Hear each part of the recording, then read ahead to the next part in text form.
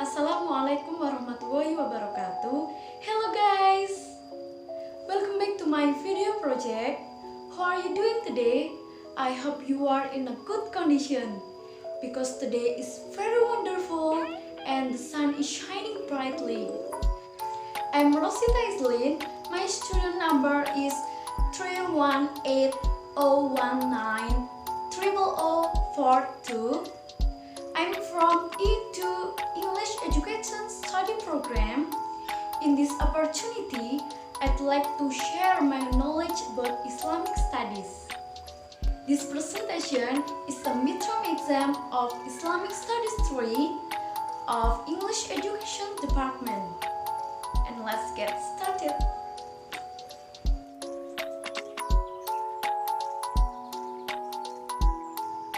Islamic education is uniquely different from other types of educational theory and practice logically because of the all-encompassing influence of the Quran. The Quran serves as a comprehensive blueprint for both the individual and society and as the primary source of knowledge. The advent of the Quran is the 7th century was quite revolutionary for the predominantly illiterate Arabian society. Arab society had enjoyed a rich oral tradition, but the Quran was considered the word of God and needed to be organically interacted with by means of reading and reciting its words. Quran was an aspiration for most Muslims. Thus, education in Islam univocally derived its origins from a symbiotic relationship with a religious interaction. Thus, in the way Islamic education became, pious and learned Muslims, mu'allim or mudaris, dedicated to making the teaching of the Quran more accessible to the Islamic community, taught the faithful in what came to be known as the kutab, plural katatik. Okay, that was my explanation of the question number 1. Let's jump to the question number 2.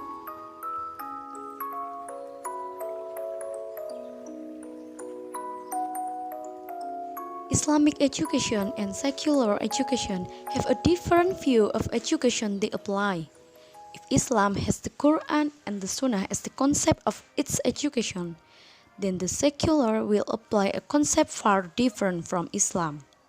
Secular will apply a great deal of understanding in education, such as rationality, capitalism, feminism, liberalism, atheism, and many other practices. Of course, this is in stark contrast with Islam. Education in Islam is not just about the making of a personnel for the happiness of the world, but also to the afterlife of happiness. It certainly is different when compared with secular education, which relies on reason and logic alone. Secular education focuses only on physical happiness and excludes spirituality. Islamic education is all about the Quran and the Sunnah. Secular education will depend on empirical, rational, and socially inclined. Okay, that was my explanation of question number 2. Let's jump to the question number 3.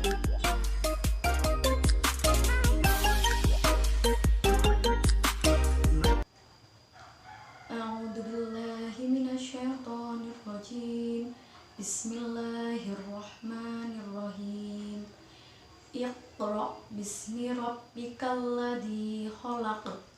Khalaqal insana min 'alaq. Iqra wa rabbukal akram. Alladzi 'allama bil qalam. 'Allamal insana ma lam ya'lam. Recite in the name of your Lord, who created man from a clinging substance. Recite, and your Lord is the most generous, who taught by the pen, taught man that which he know not. Bismillahirrahmanirrahim. Ya ayyuhalladzina amanu idza qila lakum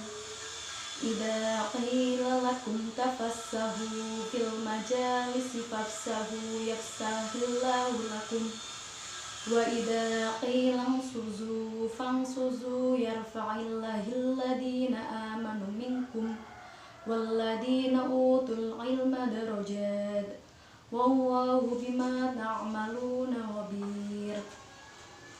Oh, you who have believed, when you are told, space yourself in shambles, then make space. Allah will make space for you. And when you are told, arise, then arise. Allah will rise that who have believed among you and those who have given knowledge by degrees. And Allah is acquainted with what you do. Okay, that was my explanation of number 3. Now, let's jump to the question number 4.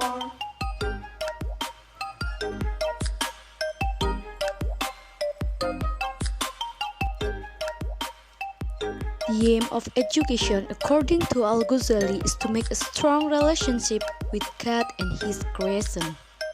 The ultimate aim of education was the development of character, including the promotion of moral and ethical qualities such as obedience, humility, simplicity, and the good attitudes, such as complete surrender to the will of God, reliance on God, and thankfulness to Him alone.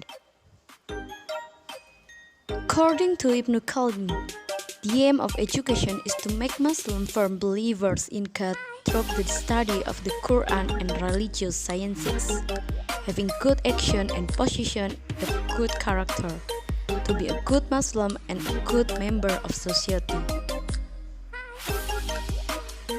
According to Ibn Sina, the education doesn't neglect physical development and everything implied by physical exercises, food and drink, sleep and cleanliness. It doesn't aim exclusively at the intellectual development and the amassing of knowledge. Likewise, Ibn Sina doesn't devote his attention to the moral aspect alone, but aims at the formation of a personality, body, mind, and character.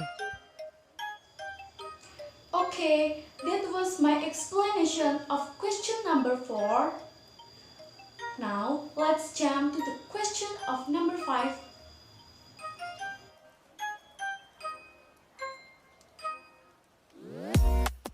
The behaviorist learning theory depends on the analysis of human behavior in observable stimulus-response interaction and the association between them.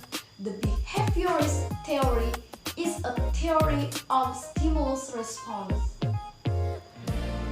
The mentalist or nativist learning theory emphasizes the role of the mind in language acquisition by arguing that humans are born with an innate and biological capacity to learn languages. The differences between behaviorist learning theory and mentalist or nativist learning theory. First, behaviorist learning theory. Language acquisition is a stimulus-response process. Children learn language by imitation and analogy. Language is a conditioned behavior. Second, mentalist or nativist learning theory. Language is an innate, inborn process. Children learn language by application. Language is not a behavior like other behaviors, but a specific mental process. Okay, that's all my explanation today. Hope you are enjoy it. And thank you for watching. Bye bye. Wassalamualaikum